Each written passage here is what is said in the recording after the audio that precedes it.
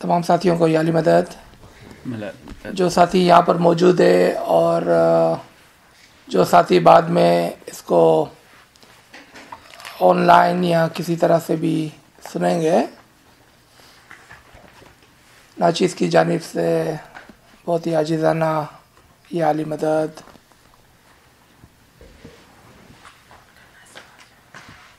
ہم آج معراج کے عنوان کے بارے میں یا معراج کی انڈرسٹینڈنگ کے بارے میں بات کریں گے، کیونکہ ابھی ہم نے شب برات بنائی، لیکن اس کی اصل معنی اور اس کا بیک گراؤنڈ کیا ہے اس کو ہم کچھ سمجھنے کی کوشش کریں گے. اور اگر اس کے درمیان میں کوئی سوالات ہو تو بے شک ہمیشہ کی طرح آپ پوچھیں، اور انشاءاللہ اگر مولا زمان کی تائید رہی تو اس کے جوابات بھی مہیا کیے جائیں گے. مولا ہمت دے، توفیق، تائید، ہمت یاری. عام لوگ سمجھتے ہیں کہ معراج ایک ایسی رات ہے کہ جس کے اندر خاتم الانبیاء حضور صلی اللہ علیہ وسلم ایک گھوڑے پر بیٹھ کر، براق پر بیٹھ کر آسمان کی طرف گئے، اور اس کا یہ سفر مسجد حرام سے لے کر مسجد اقصیٰ تک اور اس کے بعد آسمان کی طرف تھا.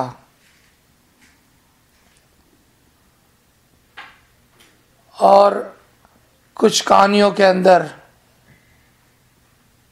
اس طرح سے بھی آپ کو ملیں گا کہ ان کے ساتھ جبرائیل فرشتے تھے، اور جب وہ چوتھے آسمان پر پہنچے تو وہاں پر انہوں نے کچھ فرشتوں کو دیکھا کہ جو مولا علی کے گردا گرد طواف کرتے تھے، جس پر حضور صلی اللہ علیہ وسلم جبرائیل سے پوچھتے ہیں کہ کیا میرا بھائی پہلے سے ہی یہاں پر پہنچا ہوا ہے؟ جبرائیل فرماتے ہیں کہ نہیں، ایسی کوئی بات نہیں. جب کچھ فرشتوں کو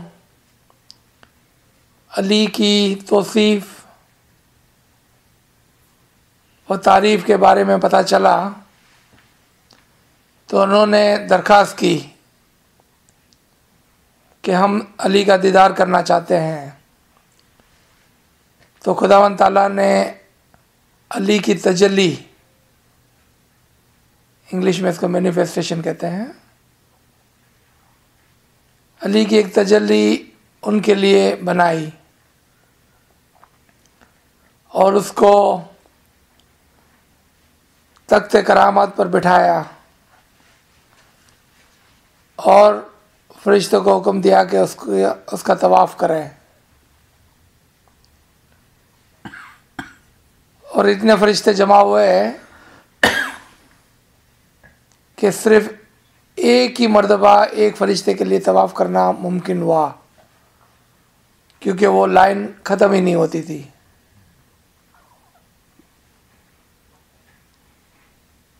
اور علی کا دیدار کرتے تھے اس طرح سے جس طرح سے ان کے دیدار کی ان کو خواہش ہوئی تھی.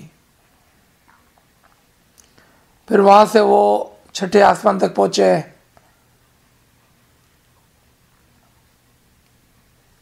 تو وہاں پر جبرائیل ان سے کہتے ہیں کہ بس میرا سفر جو ہے وہ یہاں تک کا ہی ہے، اس سے آگے میں نہیں جا سکتا ہوں، کیونکہ اس سے آگے میرے پر جل جائیں گے.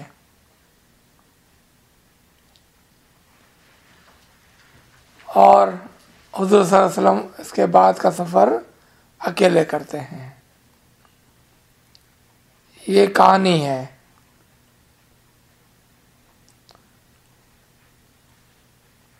حضرت امام آقا سلطان محمد شاہ ہماری جان اس سے فدا ہو، اپنے ایک فرمان میں فرماتے ہیں کہ معراجنی جی وارتا છે ઈ લોકોની વાતું છે। એમ નથી કે ઈ એક રાતના ઉડીને આસમાનમાં ગયા।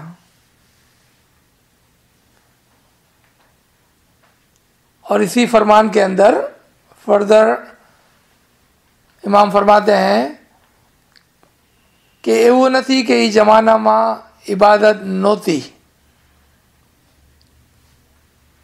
અને તમે બી ઇબાદત કરો ને ઇબાદત તમારા માટે ફરજ છે અને ઇબાદતથી તમને ખુશી હાસિલ થશે ને તમે જરૂર રોજ આવીને જમાખાનામાં ઇબાદત કરો۔ تو ہمارے اس لیکچر کا آغاز اسی مقام سے ہونا چاہیے جس کی طرف امام نے توجہ دلوائی۔ پہلا سوال یہ ہوگا کہ اگر عبادت کا تعلق اسلام سے ہے اور ایسا لگتا ہے بظاہر ایسا لگتا ہے کہ کسی اور مذاہب کے اندر عبادت کا کانسیپٹ نہیں، تو پھر یہ بتائیں کہ حضور صلی اللہ علیہ وسلم اسلام سے قبل جو غار حرا میں جا کر عبادت کیا کرتے تھے وہ کیا تھی؟ دوسرا سوال، چونکہ عبادت کا تعلق اسم اعظم سے ہے، یعنی کہ عبادت کے لیے بول کی ضرورت پڑتی ہے، تو پھر سوال ہوگا کہ ان کے پاس کون سا بول تھا، کون سا اسم اعظم تھا کہ جس کو وہ یوز کر کے غار حرا میں بیٹھ کر عبادت کرتے تھے۔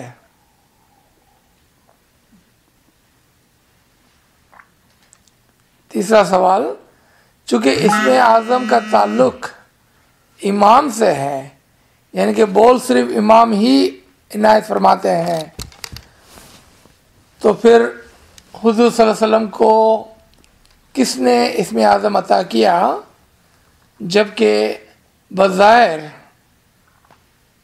یا ہماری کم علمی کی وجہ سے ہم یہ کہتے ہیں کہ مولا علی سے پہلے کوئی امام نہیں تھے، اور مولا علی اور اس کی امامت کا وقت، یعنی کہ جو ظاہری امامت کا وقت ہے، وہ تقریباً حضور صلی اللہ علیہ وسلم کی 22 سالہ 23 سالہ نبوت کے آخر میں تھا۔ تو یہاں پر 3 سوال ہو گئے۔ ایک، وہ کس کی عبادت کرتے تھے؟ 2، اس کے پاس اسم اعظم کہاں سے آیا؟ 3، اگر اسم اعظم کا تعلق امام سے ہے تو کون سے امام نے اس کو اسم اعظم دیا تھا؟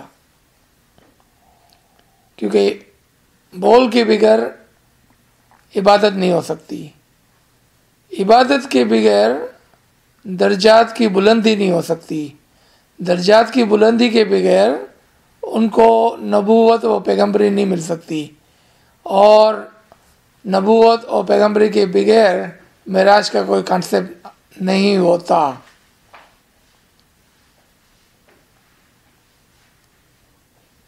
تو اس سے ہمیں کچھ سوچنے کا موقع ہے، اور یہی بات آج ہم کو سمجھنی ہے کہ جو چیز صرف ظاہر کے اندر ہم سیلیبریٹ کرتے ہیں اور اس کے باطن کو نہیں سمجھتے ہیں، تو وہ صرف اور صرف ایک ظاہری چیز بن کے رہ جاتی ہے۔ ہم جماعت میں جاتے ہیں، بڑا دن ہے، نیاز ہوا، کوئی آرٹیکل پڑھا گیا اور ہم اس کو سن کر نیاز پی کر گھر پہ آ گئے۔ اس کے پیچھے جو بیک گراؤنڈ تھا، یعنی کہ اس موقع پر جو سمجھنا تھا، جو حاصل کرنا تھا اور جو اس سے فائدہ اٹھانا تھا اور اس سے جو ترقی کرنی تھی، روحانی ترقی، وہ حاصل نہیں ہوتی ہے، کیونکہ ہم نے اس کو سمجھا ہی نہیں۔ اور ہر سال ہم شب معراج اور اس کے اصل کو نہیں سمجھتے ہیں۔ ہم حضور صلی اللہ علیہ وسلم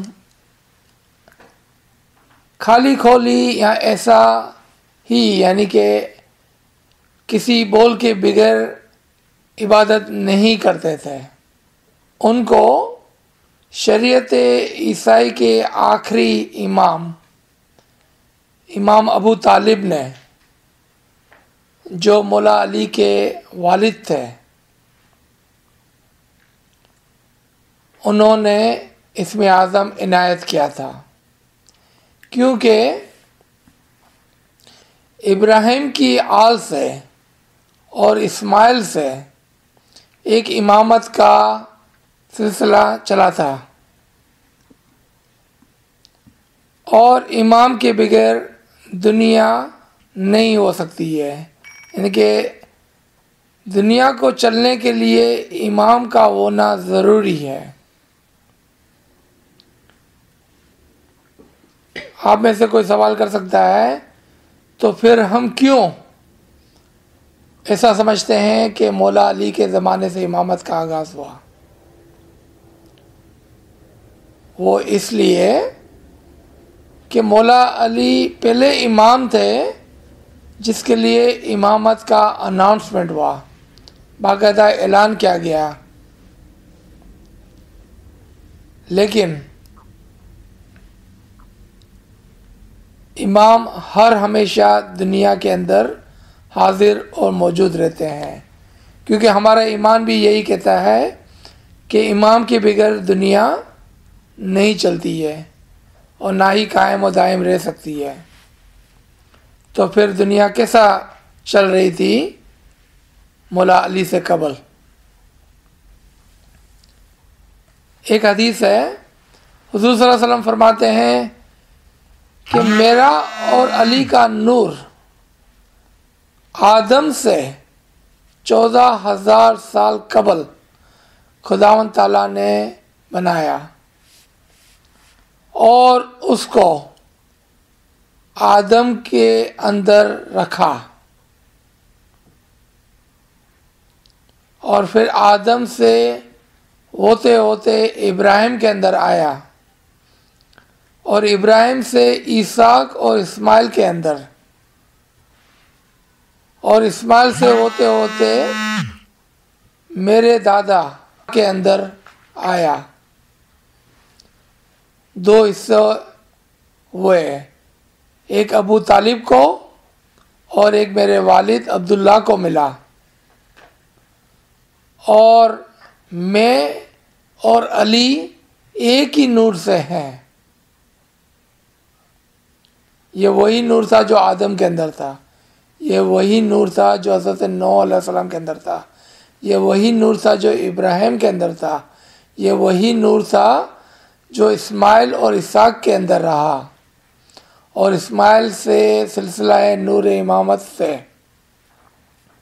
ہوتے ہوتے ہوتے ان کے دادا ابو مطلب، ان کے والد عبداللہ اور اس کے بھائی ابو طالب، جو دونوں امامان تھے، اور اس کے بعد یہ نور ایک طرف سے علی میں آیا اپنے والد سے، اور ایک طرف سے حضور صلی اللہ علیہ وسلم کے اندر آیا اپنے والد سے، اور پھر دونوں مل کر یہی نور فاطمہ سے ہوتے ہوئے سلسلہ نور امامت میں آج ہمارے حاضر جامع کے امام شاہ کریم الحسینی حاضر امام صلوات اللہ علیہ کے اندر حاضر اور موجود ہے، اور یہی وہ نور ہے جو ہر ہمیشہ دنیا کے اندر رہتا ہے۔ آئیں دوبارہ حضور صلی اللہ علیہ وسلم کی طرف۔ تو ان کو اسم اعظم ان کے چچا ابو طالب یعنی کہ مولا علی کے والد نے عنایت فرمایا تھا، اور اس کے اوپر وہ عبادت کیا کرتے تھے، اور اس عبادت کی کامیابی کی صورت میں ان کو نبوت ملی اور ان پر قرآن کا نزول ہوا جب کہ وہ تقریباً 40 سال کی عمر میں تھے۔ اور جب وہ نبوت کے بعد یعنی کہ قرآن کے نزول کے بعد اور عبادت کرتے تھے اور ریاضت کرتے تھے، بظاہر ایسا نظر آتا ہے کہانیوں کی کتابوں کے اندر کہ اس کے بعد وہ صرف نبوت کا کام کرتے تھے، کوئی عبادت وغیرہ کا بظاہر ذکر نہیں ملتا ہے، لیکن ایسا نہیں تھا۔ جب کسی عارف کامل کا اسم اعظم خودکار ہو جاتا ہے، آٹومیٹک ہو جاتا ہے، دائم الذکر ہو جاتے ہیں وہ، تو ان کی عبادت اور ان کا ذکر کانسٹنٹ ہو جاتا ہے، اور وہ ہر ہمیشہ اپنے اسم اعظم کے ذریعے سے عبادت میں رہتے ہیں، اور اسی عبادت کی وجہ سے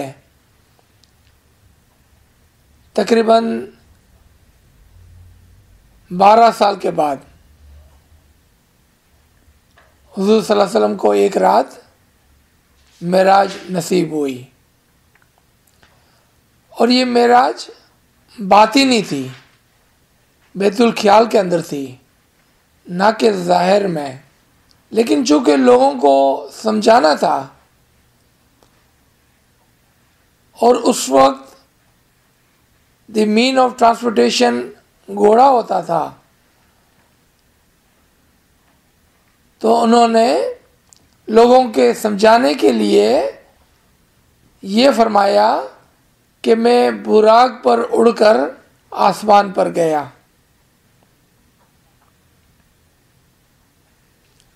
لیکن یہ واقعہ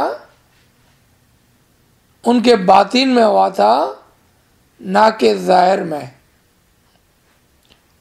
اگر ہم گھوڑے کی تعویل قرآن کے اندر سے لیں تو وہ اسم اعظم ہوتا ہے، یعنی کہ میں اسم اعظم پر بیٹھ کر، اسم اعظم کے زور سے، اسم اعظم کے ذریعے سے آسمان پر اڑ کے گیا، ورنہ ایک جانور، ایک عارف کامل، ایک پیغمبر کو اڑا کر نہیں لے جاتے، کیونکہ ان کے اندر اتنا زور نہیں، یا ان کے پاس ایسی اجازت نہیں کہ وہ خداوند تعالیٰ کے حضور میں جا سکے۔ یہاں پر تعویل کی ضرورت تھی، سمجھنے کی ضرورت تھی، اور یہ اس کا اسم اعظم تھا جس پر بیٹھ کر وہ، یا جس کے ذریعے سے وہ، جس کی طاقت سے وہ ایک رات اپنے بیت الخیال میں، اس کے لیے ایک الفاظ لکھ لیں، کہتے ہیں کہ وہ اپنے مشاہدات کے اندر، انگلش میں اس کو ویژن کہتے ہیں، ان کو ایک مشاہدہ ہوا۔ کیا مشاہدہ ہوا؟ وہ یہ کہ ایک گھوڑا جس کے پر لگے ہوئے تھے، براق، وہ آیا اور اس کے اوپر وہ سوار ہو گئے، اور وہ گھوڑا اس کو مسجد حرام پر لے کے گیا۔ پہلے مسجد حرام قریب کی مسجد کو کہتے ہیں، قریب کی مسجد، قریب کے درجے کو کہتے ہیں۔ آپ نے دیکھا کہ ہر چیز کی ایک تعویل ہوتی ہے، جس طرح سے ظاہر میں الفاظ کو بیان کیا جاتا ہے وہ ایسا نہیں ہوتا ہے. کیا وہ گھوڑا اس کو ڈائریکٹ آسمان پہ نہیں لے جا سکتا تھا؟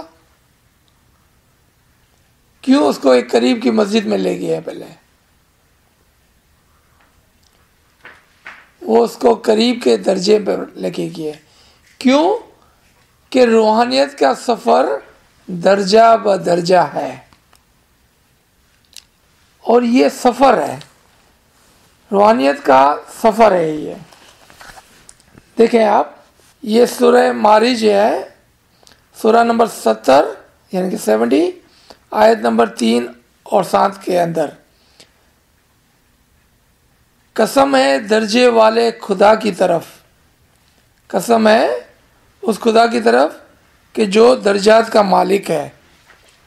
معارج سیڑھی کو کہتے ہیں کہ قسم ہے اس خدا کی کہ جو سیڑھیوں کا مالک ہے، اور وہ اس کو لے کے گئے درجے والے خدا کی طرف، جس کی طرف فرشتے اور روح الامین چڑھتے ہیں، اور یہ ایک دن 50,000 سال کا ہے.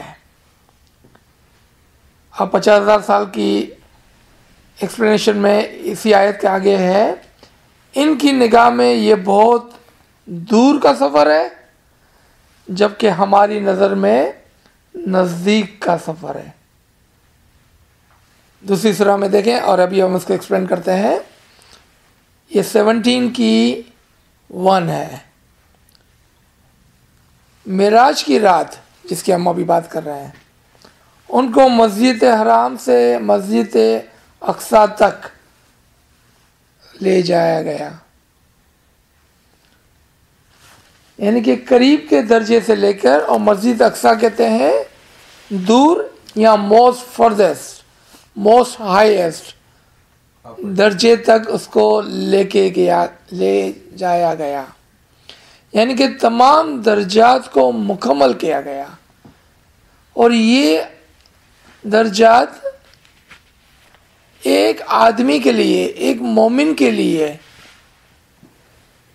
50,000 سال کے اندر مکمل ہوتے ہیں، جو انہوں نے اپنے اسم اعظم کی وجہ سے، اپنے اسم اعظم کے تیزی کی وجہ سے، خودکار ہونے کی وجہ سے،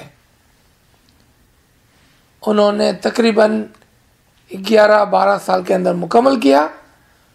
اور پھر یہ سفر جو درجات کے اندر تھا ایک ہی رات میں مکمل کیا.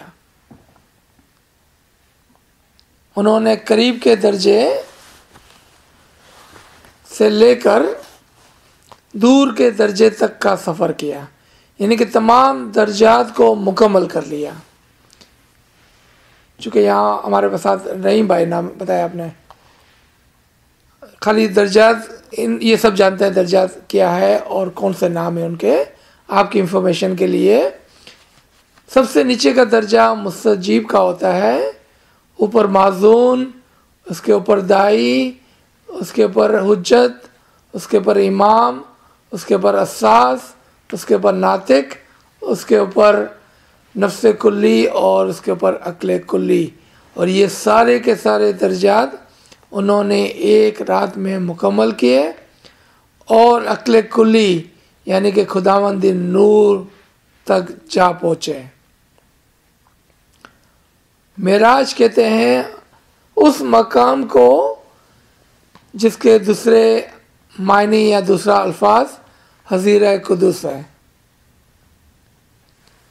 یعنی کہ بمر گفا میں، یعنی کہ پیشانی کا یہ سفر تھا، یعنی کہ روح کے مقام سے لے کر عقل تک کا یہ سفر تھا. روحانی سفر سے لے کر عقلانی سفر تک گئے تھے. وہ روحانی ترقی سے لے کر عقلانی ترقی تک وہ پہنچے تھے. روح کے مقام سے نکل کر عقل کے مقام پر، جس کو ہم بورقفہ کہتے ہیں، وہاں تک یہ پہنچے تھے. اور اس سفر میں انہوں نے علی کے دیدار کو بھی پایا، اور علی کے نور کے دیدار کو بھی پایا، اور فرشتوں کو بھی دیکھا کہ کس طرح سے وہ تعظیم بجا لاتے تھے، اور کس طرح سے وہ اس کا طواف کرتے تھے. چونکہ یہ عقلانی سفر تھا تو اس سفر کے اندر اس کو ہر وہ بات سکھائی گئی، سمجھائی گئی، لیکن اس طرح سے نہیں جس طرح سے آج ہم بیٹھے ہوئے ہیں یہاں پر. ان کو مشاہدات کی صورت میں، یعنی کہ دل کی آنکھ سے، عقل کی آنکھ سے اس کو یہ ساری چیزیں دکھائی گئی.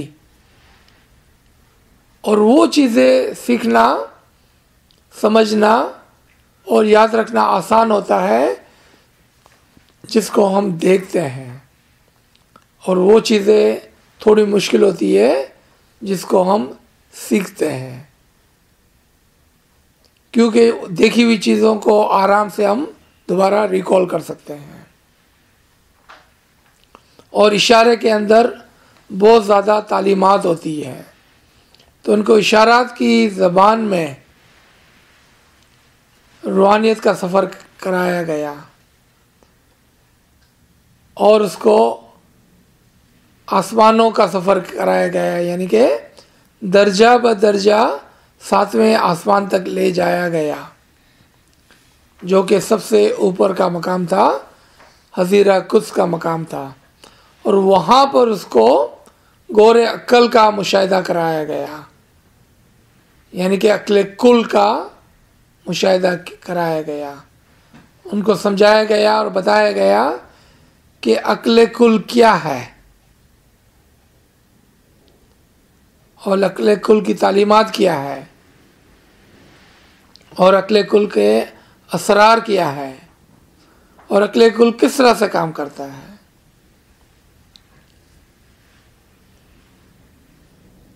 اب یہاں پر ایک سوال جو ہوا تھا کہ جبرائیل جو اس کے ساتھ تھے وہ کیوں آ کر 6 آسمان پر کہتے ہیں کہ اب اس سے اوپر میں نہیں جا سکتا ہوں کیونکہ میرے پر جل جائیں گے. یہ بات اللاجیکل ہے، یہ کہانی ہے، یہ لوگوں کی غریبی باتیں ہیں. اگر آپ عقل سے سوچیں، کیا یہ وہی جبرائیل نہیں تھے جو خداوند تعالیٰ کے حضور سے وہی لایا کرتے تھے؟ اگر وہ خداوند تعالیٰ کے حضور میں نہیں جاتے تھے تو وہی کیسا لاتے تھے؟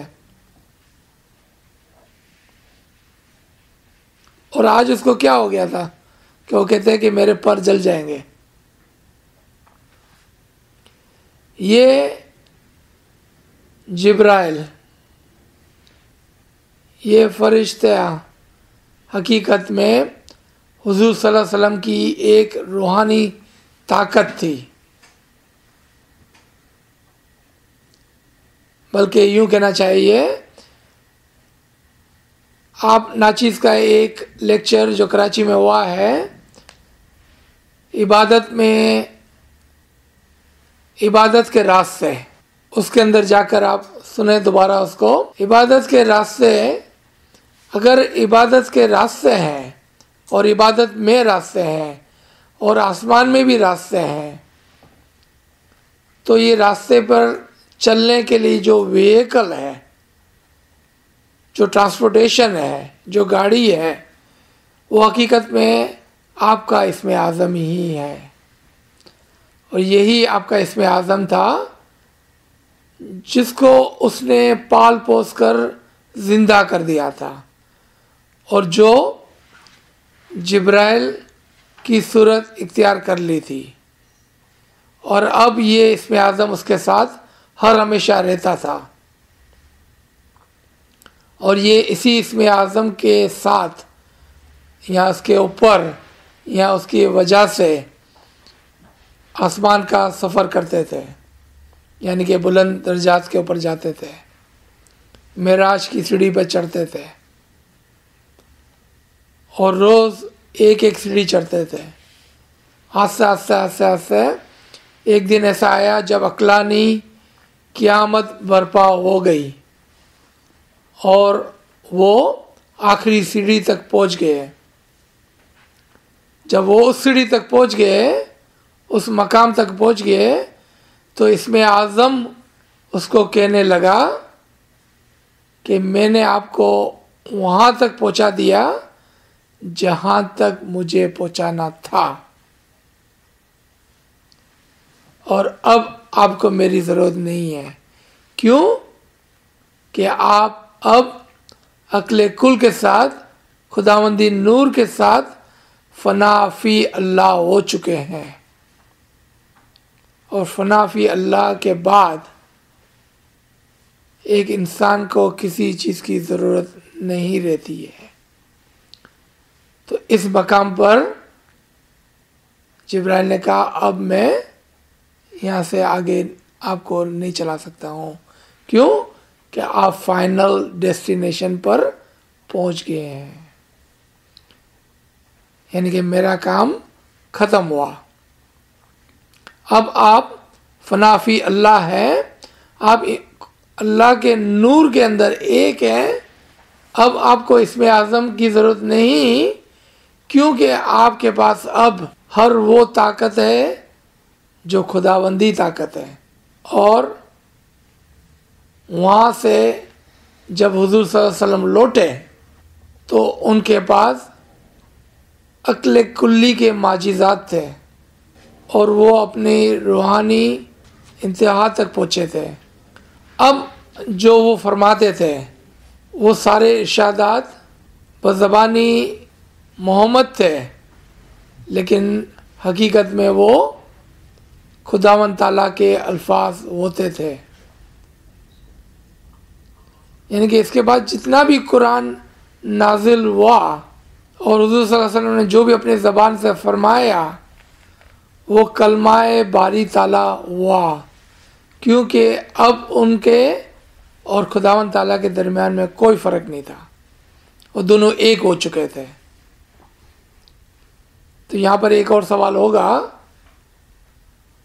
کہ جب وہ معراج پر پہنچ گئے تو پھر ان کو اس دنیا میں لوٹنے کی کیا ضرورت تھی، جہاں پر تکلیف، مصیبتیں، جنگیں، لوگوں کی حسدیں، دشمنیاں اور بہت ساری چیزیں تھیں۔ لیکن ہر پیغمبر، ہر عارف کامل اس مقام پر پہنچ کر دنیا میں لوٹتا ہے تاکہ وہ لوگوں کی ہدایت کر سکے۔ اور امام کے فرمان کے مطابق یہ کوئی یونیک انسیڈنٹ نہیں ہے۔ کیا آدم بھی معراج پر پہنچے تھے؟ بظاہر نظر نہیں آتا ہے۔ آدم کی معراج وہ تھی جب فرشتوں نے اس کو سجدہ کیا تھا۔ کہ حضرت نوح علیہ السلام معراج پر پہنچے تھے جب اس کی کشتی کوئی جودھی پر رکی تھی، یہ معراج کا مقام تھا۔ کیا ابراہیم معراج پر پہنچے تھے جب خداوند تعالیٰ نے اس کو کہا کہ آپ تمام مقام ابراہیم پر کھڑے رہ کر نماز پڑھیں؟ کیا موسیٰ معراج پر پہنچے تھے جب وہ کوہ طور کی چوٹی پر بجلی چمکی؟ یہ وہی مقام تھا جو معراج کا تھا۔ کیا حضرت عیسیٰ پہنچے تھے جب اس کو اور اس کی ماں کو کہا گیا کہ تم یہ ہموار جگہ پر رہو ہمیشہ کے لیے؟ یہ ان کی معراج تھی۔ جس طرح سے حضور صلی اللہ علیہ وسلم کے لیے یہ قصہ معراج ہے، اسی طرح سے تمام ناطقین، تمام عارفین کا سفر ایک ہی ہے، جس کی طرف حضور صلی اللہ علیہ وسلم نے ہمیں توجہ دلوائی اپنے اس فرمان کے ساتھ کہ ان کے زمانے میں بھی عبادت تھی، اور اس عبادت کی وجہ سے وہ معراج پہ پہنچے تھے۔ تم بھی عبادت کرو تاکہ تم حقیقی خوشی کو حاصل کر سکو۔ اور یہ حقیقی خوشی کیا ہے؟ یہ خداوند تعالیٰ کے نور کے ساتھ ایک ہو جانا ہے، یعنی کہ معراج کے مقام پر پہنچنا ہے۔ روحانیت کے راستے عبادت کے اندر ایک ہی ہوتے ہیں تمام عابدین کے لیے، اور اس آسمان کے اندر راستے ہیں. دیکھیں آپ سورہ نمبر 51 آیت نمبر 7. آسمان کی قسم جس میں راستے ہیں. دوسرا ریفرنس دیکھیں 85 کی 1. بروجوں والے آسمان کی قسم. اب اس دونوں آیتوں کو دیکھیں. ایک جگہ کہا کہ آسمانوں میں راستے ہیں. راستے کیوں ہوتے ہیں؟ تاکہ اس کے اوپر سفر کیا جائے. اور بروجوں والے آسمان کی قسم.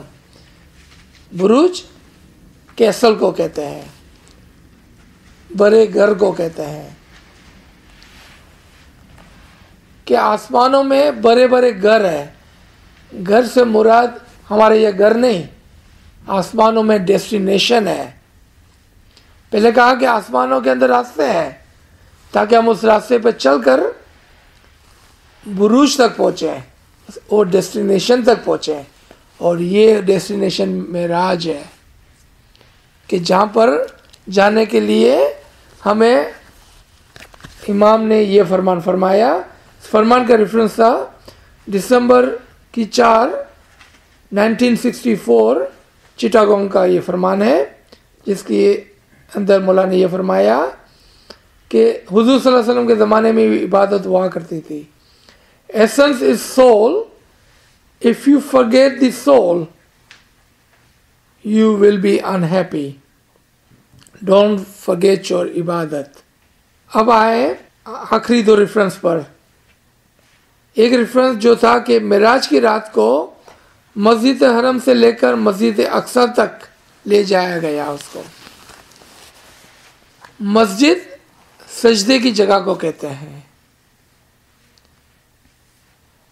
کہ اس کو قریب کے حد کے اندر، قریب کے درجے کے اندر لے جایا گیا اور حکم ہوا کہ تم اپنے قریب کا جو درجہ ہے پہلے اس کو سجدہ کرو، پھر اس کے آگے کے درجہ، پھر اس کے آگے کا درجہ، پھر اس کے آگے کا درجہ، اور مسجد اقصی تک، کہ جب تم آخری درجے پر پہنچو تو سجدہ کرتے ہوئے پہنچتا.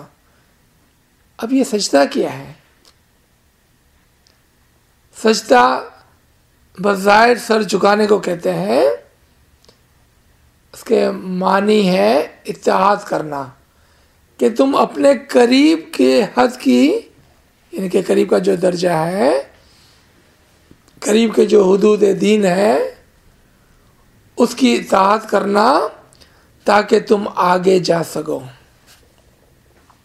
اور ہر حدود دین کی اطاعت کرتے رہنا تاکہ تم اوپر سے اوپر کا راستہ اپنا سکو.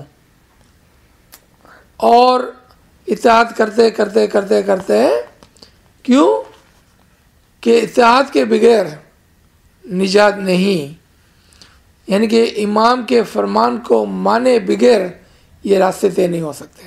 اپنے حدود دین کی اطاعت کرتے ہوئے اگر آج دائی، پیر اور امام کا زمانہ ہوتا تو سب سے پہلے ہمیں دائی کی اطاعت کرنی ہوتی، پھر دائی کی اطاعت کرتے کرتے ہم پیر تک پہنچ جاتے ہیں، پھر پیر کی اطاعت کرنی ہوتی، پیر کی اطاعت کرتے کرتے ہم امام تک پہنچ جاتے ہیں، پھر ہمیں امام کی اطاعت کرنی ہوتی، اور کرتے کرتے کرتے ہم عقل کلی تک پہنچتے ہیں، یعنی کہ امام کے نور کے اندر واصل ہو جاتے ہیں. اور یہ ساری چیزوں کا تعلق اطاعت سے ہے، فرمان برداری سے ہے، کیونکہ وہ آپ کے ہادی برک ہیں. وہ آپ کو بتاتے ہیں کہ کس طرح سے اس راستے پر چلنا ہے، کون سا راستہ شارٹ کٹ ہے، کون سا راستہ تیز ہے، کون سا راستہ آسان ہے، اور وہ ہم کو گائیڈ کرتے ہیں اگر ہم اس کی اطاعت کریں تو. اب آخری جو تھا اسی سورہ کے آیت نمبر 79 کے اندر، مقام محمود، اونچا مقام. اصل مقام، یہ کوڈ ورڈ ہے معراج کا، یہ کوڈ ورڈ ہے حضیرہ قدس کا، کہ وہ کرتے کرتے حضور صلی اللہ علیہ وسلم مقام میں محمود تک پہنچے، اور ہم سب کو دعوت دی گئی ہے کہ آپ مقام محمود یعنی کہ اوپر کے درجے، اعلیٰ مقام پر، حقیقی مقام پر پہنچے، یعنی کہ معراج کی طرف جانے کی دعوت ہے۔ معراج سیڑھیوں کو کہتے ہیں، اور اس سیڑھی کے اوپر ہم کو قدم با قدم، اسٹیپ بائی اسٹیپ چلنا ہے،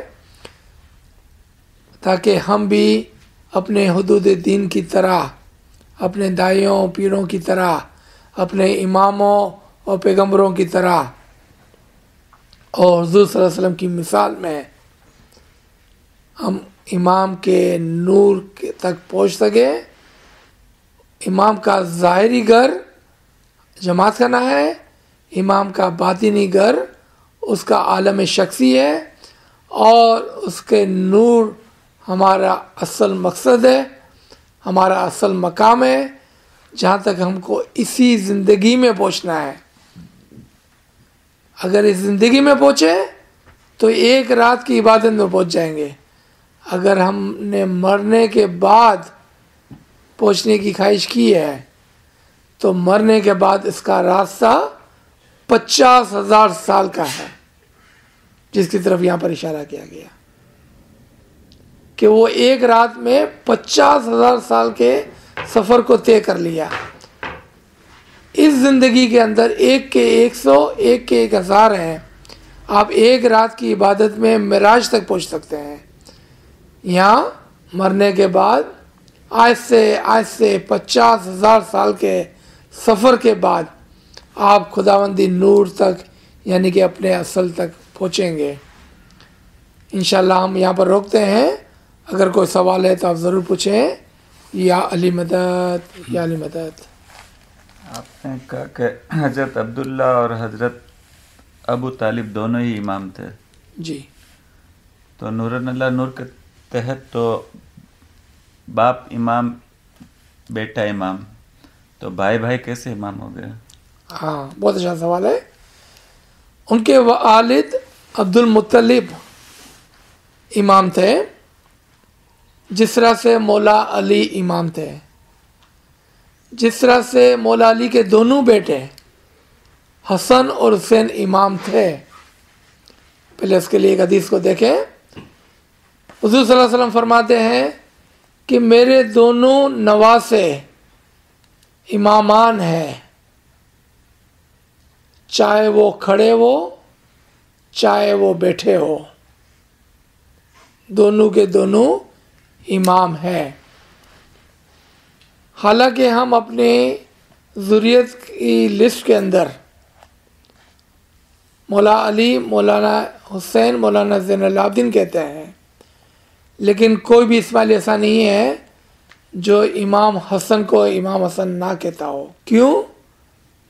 کہ امام حسن 5 اماموں کے درجات کے اندر کے ایک امام تھے، تو یہ ہیں 5 اماموں کے درجات: امام مقیم، امام مستدع، امام مستقر، امام اساس، امام قائم۔ امام حسن اور عبداللہ دونوں ہی امام مستدع تھے۔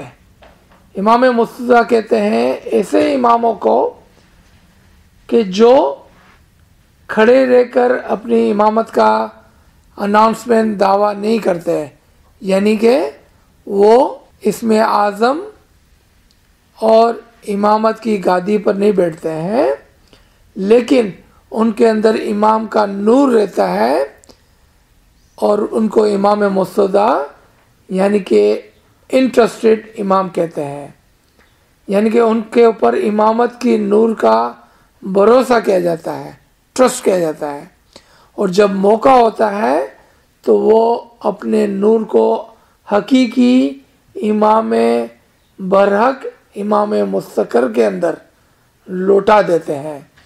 جب مولا علی کے بعد نور नूरन अला नूर के कानून के तहत इमाम हसन में आया तो इमाम हसन ने अपने भाई इमाम बरहक जो इमाम मुस्तकर होने वाले थे उसकी तरफ लौटा दिया और वहाँ से इमामत का सिलसिला चला जो आज तक हमारे सामने मौजूद है। इसी तरह से अबू मुत्तलिब का नूरन अला नूर के कानून के मुताबिक अपने बड़े बेटे अब्दुल्ला में गया और अब्दुल्ला ने उसको अपने छोटे भाई अबू तालिब की तरफ लौटाया उस नूर को, ताकि उससे इमामत की ज़ुर्रियत अली हुसैन से करते करते दुनिया में हमेशा कायम रहे। क्यों? अब सवाल ये बताते क्यों इमाम हसन को क्यों इमाम नहीं बनाया गया? दूसरी तरफ अब्दुल्ला को क्यों नहीं बनाया गया इमाम? क्योंकि अब्दुल्ला के बाद उसकी ज़ुर्रियत उसके बेटों में नहीं चलने वाली थी। अब देखें मौला उसके बाद मोहम्मद आए और मोहम्मद की नरीना औलाद कोई भी नहीं थी, लेकिन अबू तालिब के बेटे अली से ज़ुर्रियत चलने वाली थी। तो ज़रूरी था कि इमाम मुस्तकर अबू तालिब रहे और अबू तालिब के बाद मौला अली रहे और अली के बाद हुसैन रहे, ना कि हसन, ताकि ये ज़ुर्रियत चलती रहे। क्योंकि इमामत का सबसे बड़ा माजिज़ा क्या है? आज आपको अगर कोई पूछे कि आप बताएं कि आपके इमाम का सबसे बड़ा माजिज़ा क्या है, आप कहेंगे हमारे इमाम के यहाँ हमेशा नरीना यानी कि बेटे होते हैं, नरीना औलाद होती है, ये इमाम का सबसे बड़ा माजिज़ा होता है। और जब जब इमाम के किसी भाई के अंदर या इमाम के किसी बेटे के अंदर नरीना औलाद नहीं होती है उसको इमामत नहीं मिलती है। इमामत इमाम के उस बेटे को मिलती है जिसके यहाँ नरीना औलाद हो, यानी कि बेटे हो जिसके यहाँ, और इमामत उसकी तरफ चलती है। इसका मतलब ये नहीं है कि इमामत उसके भाई को नहीं मिलती है। नूरन अल्लाह नूर के कानून के मुताबिक इमाम के बड़े बेटे को नूर मिलता है, लेकिन इमाम मुस्तकर और नूरन अल्लाह नूर के कानून के मुताबिक अगर उसके वहाँ नरीना औलाद नहीं है तो उसका नूर ट्रांसफ़र होकर अपने भाई में जाता है। जिस तरह से हसन से हुसैन के अंदर आया और हुसैन से फिर ये आल चली है, क्योंकि हुसैन के पास बेटा था, हसन के यहाँ कोई भी नरीना औलाद नहीं थी। लेकिन सुल्तान मोहम्मद शाह के बाद हैदर इमाम को नूर मिला, अली को नई इमाम बनाया। हाँ, लेकिन कानून वही रहेगा हमेशा नूरन अला नूर का। कि जिस तरह से देखें कि जब सुल्तान मोहम्मद शाह ने अपने बेटे को यानी कि प्रिंस अली खान को सीरिया की तरफ भेजा फरमान के साथ, उन्होंने क्या फरमाया? उन्होंने फरमाया कि मैं अपने वालिद की तरफ से आया हूँ और मैं आपको ये फरमान फरमाता हूँ। क्यों? कि वो भी एक नूर के साथ होते हैं, क्योंकि वो भी इमाम के बेटे थे और उनके बेटे से इमामत का दायरा चलने वाला था। और फिर जब 1957 के अंदर सीरिया के इस्माइलियों ने ये कहा कि हम नूरन अला नूर के कानून को मानते हैं और हम इमाम सुल्तान मोहम्मद शाह हमारी रूह से फिदा हो के बाद प्रिंस अली खान को इमाम मानेंगे, क्योंकि उसको गादी का वारिस समझा जाता था, तो दोबारा से ये लौटे और क्या फरमाया? अगर आप मेरे को इमाम मानते हो तो मेरा ये फरमान है कि मेरे बेटे को इमाम मानो। और यही कानून है नूर को लौटा देने का, अमर को लौटा देने का। क्यों? कि इमामत इमाम मुस्तकर से चलती है, इमाम मुस्तदा से नहीं चलती है। यहाँ पर अब्दुल्ला से जो इमाम मुस्तदा से इमामत नहीं चली, इमाम मुस्तकर ابو طالب سے امامت چلنی تھی، اور ابو طالب چھٹے امام ہوئے، اور وہاں پر اس کی شریعت کا عیسیٰ کی شریعت کا، اور وہاں پر ان کی شریعت کا خاتمہ ہوا اور ایک نئی شریعت کا آغاز ہوا، شریعت محمدی کا، جس کے پہلے امام مولا علی ہوئے، اور آج تک امامت کا دائرہ سلسلہ نور امامت جاری اور ساری ہے۔ معراج تک ہر انبیاء پہنچتا ہے یا صرف ناطق؟ معراج تک ہر عارف کامل پہنچتا ہے،